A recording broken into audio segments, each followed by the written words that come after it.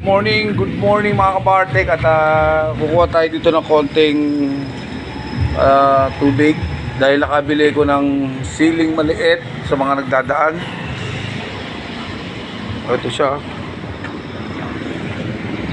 Ayan, nabili ko yan. Murang-mura lang nabili ko, pero may bunga na siya, bartek. Ayan, ito yung siling maliit na. Ayan, lagyan natin ang ano siya dahil mamaya pa siya iuwi.